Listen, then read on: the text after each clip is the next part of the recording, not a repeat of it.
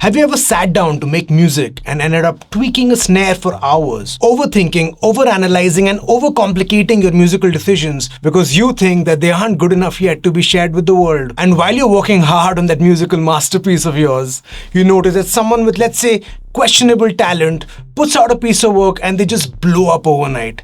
And that feeling kind of sucks, right? Well, firstly, congratulations. You're actually pretty smart and you're pretty good at what you do, which also, unfortunately, is the problem. There's actually a hidden trap which kills more musical careers than, let's say, even bad marketing, bad promotion, or even just bad luck. And the worst part, smart musicians and smart people fall into this trap more than most. It's a cognitive bias called the Dunning Kruger effect.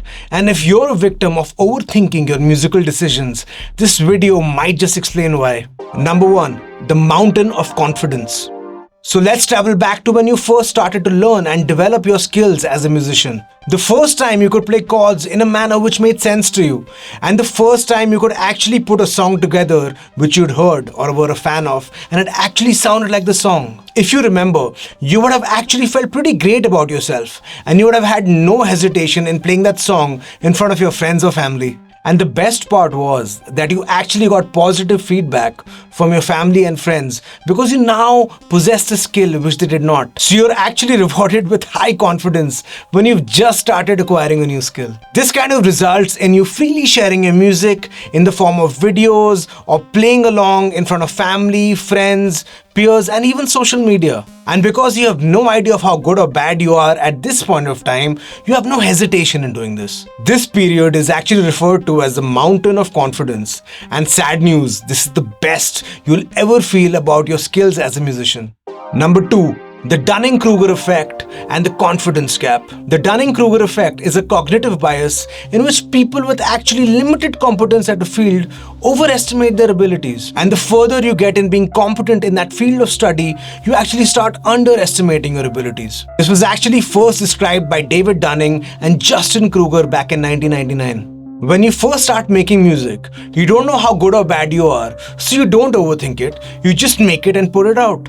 But the more you learn and the more you put out, the more feedback you actually get from your next community, which is your community of peers, which would be musicians, music producers, and music industry folks. People who are actually skilled in this field of work, which is music. And the more feedback you get, the more you start noticing the flaws in your work, your music, and in what you do. This is actually the next stage, which is you being en route to becoming an expert. And this stage of learning is actually called the confidence gap.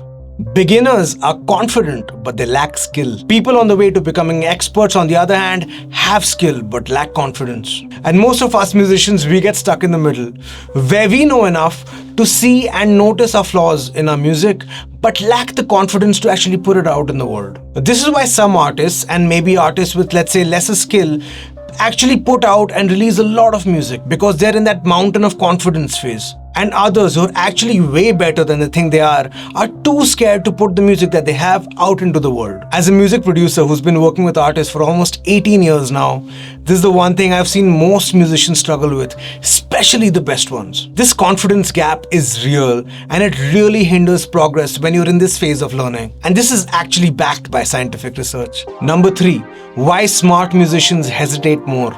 There are actually a whole number of issues that actually take place in this confidence gap phase, and some of them really hinder progress during this phase of learning. First, there's perfectionism. The smarter you are, the more you notice the imperfections. But the problem is that perfect, especially in the creative arts, is almost impossible to judge quantifiably. Art and music are fundamentally perceived qualitatively, so the pit of perfectionism may actually be deep, dark, and endless. And the fundamental issue with perfectionism is that the perfect you're chasing is not measurable.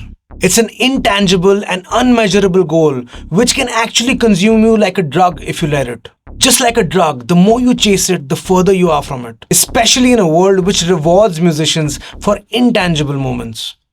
So skill in music sometimes, unfortunately, has no connection with how much people connect with your music at an emotional level.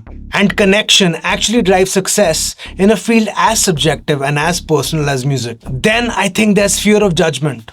The more skilled you become, the more you start comparing yourself with your idols, and that can be paralyzing. You start thinking that this isn't as good as my favorite artist's work, so I shouldn't release it. But the problem is that this fear of judgment actually hampers your growth, because the more you put out your work, the more feedback on it you get, and the better you become. This is actually exactly why feedback loops exist. You do something, you put it out, somebody gives you feedback, you get better, and then you repeat. Without feedback, we actually have no chance of becoming good enough to be successful at what we're aiming for. And finally, overthinking. The best ideas, I think, come when you're in the zone. But if you overanalyze every note while you're creating it, you're actually shutting off the part of the brain which is responsible for creativity. It's like trying to dance while thinking about every step. You actually end up tripping over your own feet. The zone, actually, as so many artists and musicians refer to it as, in my opinion, exists in a non-conscious state, where everything that you've learned so far flows out of you in a moment of pure instinct. You don't think about what you do, you just do it. Because I feel that you can't really mathematically create a vibe, but all that you have learned so far can accumulate and in a rare moment of pure magic, just create it straight out of your subconscious. Number 4.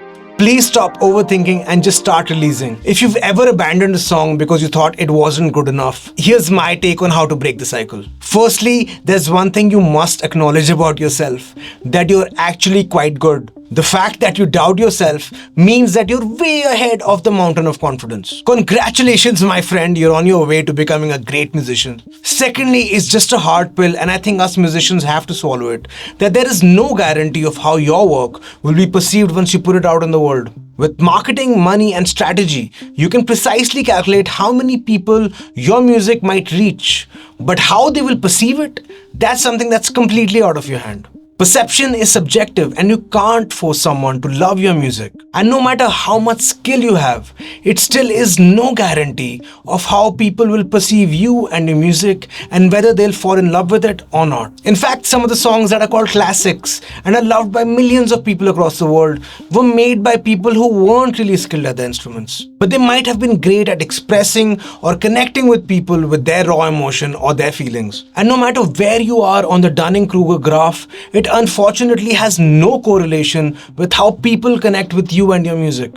In fact, most of your favorite artists and my favorite artists hate the songs that they've made that connect with people the most.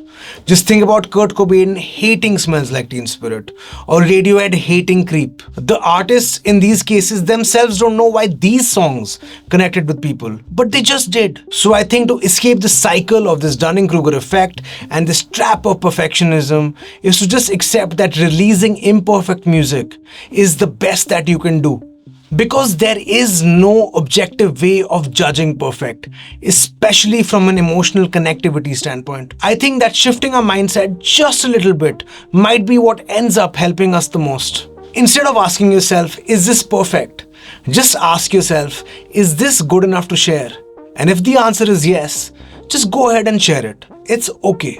And secondly, I really feel this, just set deadlines and commit. Waiting for perfect means that you're going to be waiting forever. Give yourself a hard deadline, and when that deadline arrives, just release the damn song. Let me know in the comments, have you ever overthought a song to death, and how do you overcome these challenges? I'm trying to overcome some of these challenges myself, and I've been releasing music as much as I can recently, sometimes to my own detriment. But here's a song I'm really proud of. I would love for you to listen to it and leave a comment if you liked it. I would love to connect with you.